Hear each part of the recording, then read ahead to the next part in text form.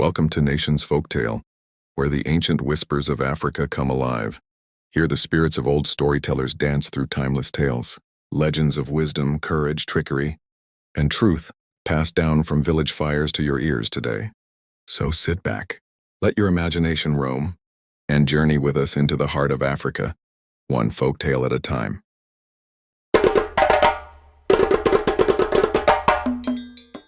In the land of Odu, where the river glowed like silver at dusk and trees swayed to the whispers of ancient spirits, there lived a king blessed with peace but burdened with longing. For many seasons, King Ojenma ruled his people with wisdom, yet his heart was heavy. No child had come from his first wife, Queen Maku, despite all the offerings to the gods. Then, on a night when the moon touched the earth with its light and the owls refused to hoot, Queen Maku gave birth to a baby girl. Her cry pierced the silence like thunder, and the midwife gasped. "This child, her eyes," the old woman stammered. "They carry fire and rain." She was named Adanna, her father's daughter. Her birthmark, shaped like a rising sun, shimmered on her shoulder. The kingdom rejoiced, drums beat into the night, and even the river seemed to sing. But not everyone celebrated. In the shadows of the palace stood Oluma, the king's second wife, who had given him 3 sons. Though her children played in the courtyard, her eyes burned with envy. The prophecy had said that a daughter born of the first wife would rule over Odu in the age of the 5860 moon cycle, the rarest alignment in their calendar. Oluma's heart twisted. She knew the child posed a threat to all she had built. If Adanna lived, her sons would be nothing more than whispers in the wind. On the 7th night, when all were asleep and the guards were drunk on palm wine, Oluma crept into Queen Maku's chamber. She wrapped the baby in royal cloth and vanished into the night. No one saw her approach the river. "You should have been mine," she hissed, "but I will make sure you are no one's." With trembling hands, Oluma tossed the child into the river. Thunder cracked, the moon blinked, the wind held its breath, and the river swallowed Adanna whole. Oluma returned to the palace, faked a scream, and lied. "The child was taken by a spirit. I saw a shadow with wings." Chaos broke out. Queen Maku fainted. The king mourned. A burial was held with an empty cloth, and the kingdom wept for the lost princess. But the river never forgets. The child did not drown. The water, stirred by the cries of an innocent, carried her gently downstream. Deep in the sacred part of the river where humans dared not go, the spirits of the water, led by Mother Omi, lifted the baby from the current and cradled her in glowing arms. "This one was not meant to die," Omi whispered. "She is chosen. She will rise with truth in her voice and fire in her soul." Adanna was raised beneath the waves in a realm between life and spirit. She learned to speak with fish, to listen to the current, to sing songs that made flowers bloom. Her body grew, but her heart carried a question she could never answer. Who am I, really? Back in the village, Queen Maku cried her eyes out uncontrollably. King Ojenma sent the palace guards to search for the baby everywhere. He instructed them never to return until the missing princess is found. The guards searched for 7 days, and night with no trace of the missing princess.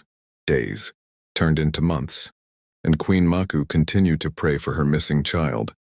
One afternoon, as she sat on a wooden bench cooking, Queen Oluma's son came to her and sat beside her. After some minutes, Queen Oluma arrived and shouted, "David, what are you doing with that witch?" "Get inside." As David slowly walked inside, she turned to Queen Maku. "You cursed woman! What are you telling my son? Do you want to bewitch him? Just like you did to your daughter." Queen Maku frozen. Tears rolled her eyes, but she said nothing. That night she could not eat or sleep. She cried all night, praying for God to change her story. Deep in the secret part of the river, Adanna continued to grow in wisdom and strength. 18 seasons passed. On land, the village of Odu began to suffer. Crops rotted in the ground. Wells dried up. Birds stopped nesting near the palace. The elders said the gods were angry.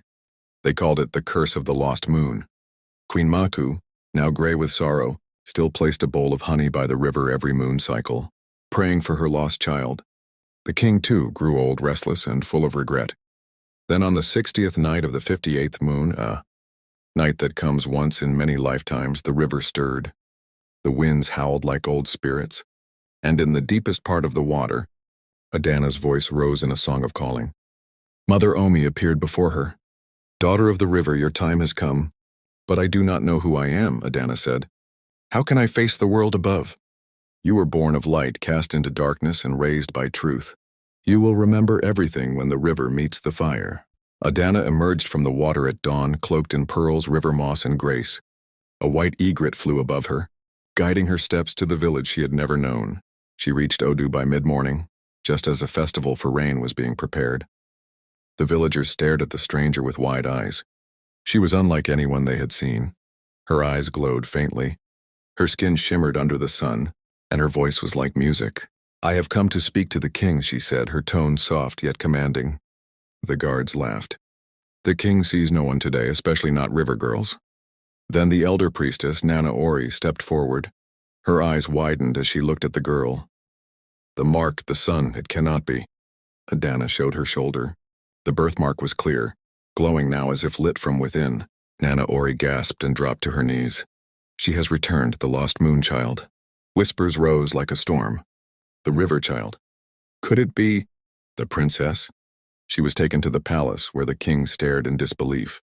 Queen Maku clutched her chest. "My child," she whispered, tears streaming.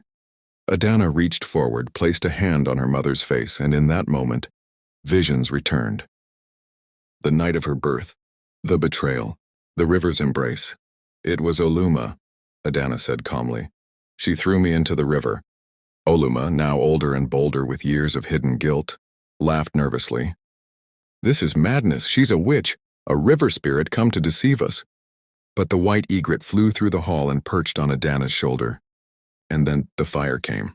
Suddenly, the torches in the hall roared higher. The royal drums beat on their own. The sacred river stone at the center of the throne room split in half, revealing a hidden chamber beneath it. From the chamber came an object wrapped in the same royal cloth Adanna had been swaddled in as a baby. The river had returned it. The truth could no longer be denied. The people turned on Oluma. She fell to her knees. "Forgive me," she sobbed. "I only wanted my sons to rise. I didn't mean for it to go this far." But before the king could speak, Adanna raised her hand. "Let her live," she said. "But let her serve. The river has judged her already. I choose peace." The king stepped down from his throne and knelt before Adanna. "You are the daughter of prophecy. The age of 5860 is your time." And so it was that Adanna, the river child, the forgotten princess, became queen, not through war or pride, but through the gentle power of truth and forgiveness. She ruled with wisdom drawn from the spirits and love learned in silence. Under her reign, the rains returned, the crops bloomed, the land healed. Every 5860 moon cycle, the people of Odu gather by the riverbank, laying honey and flowers on the water, not to mourn but to remember, because the river never forgets, and on the night of truth it always returns what was lost. So, my dear viewers, this is where the story ends. If you are still hearing my voice, it means you journey with us to the end. Thank you for your support. It means a lot for me, and I don't take it for granted. Please, if you enjoy the video, don't forget to like, comment, and also subscribe for more wonderful stories like this. Goodbye for now. See you in my next video. Thank you.